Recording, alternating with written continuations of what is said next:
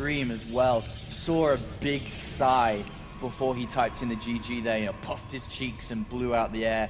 And that said a lot about that game, to be honest. He's like, oh, man. Well, that's the kind of sigh that you make when you know that it's kind of your fault that you lost, really. Yeah. I mean, basically, the way that Hero played that game, it really was down to what he was studying earlier on. And he saw JYP use that build, and he knew he could exploit it, but didn't go the full distance. And probably knew he could have also, realizing that after the Immortal had come out, he probably, I could have gone for that. But anyway, clean slate, game number 2, 12 gate going down for both of these players.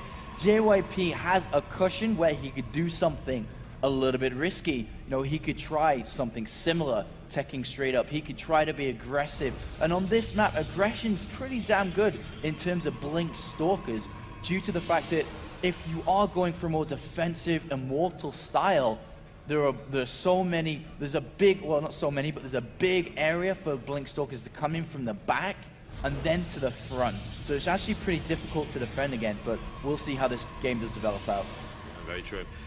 These guys gotten themselves in a simulator, and no big deviations in build order as of yet. That's generally the way of things. The first few minutes of PvP always be identical, unless, of course, it's something funky like cannons or, of course, the double proxy Zealot gateway, which just simply doesn't happen anymore, really.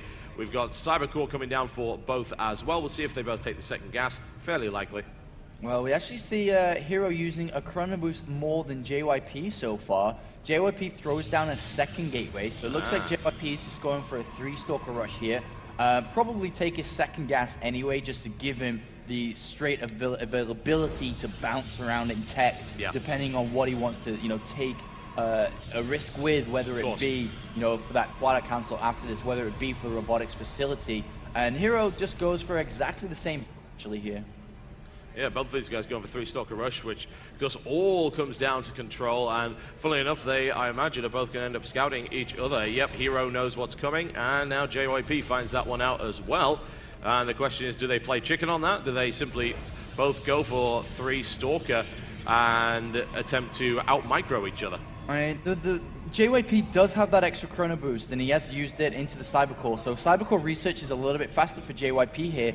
You know, does JYP decide to throw down a slower 4-gate from here? But with the Sentry, it looks like, he's just going to tech up, actually. So he's going to be looking to throw down probably, well, the way that JYP likes to play is usually with a robotics facility. So I wouldn't be surprised if that came down. And Hero has always been a Blink Stalker player rather than the robotics facility, relying on his control, relying on his harassment, while maintaining, you know, the construction and the maintenance of his back base. So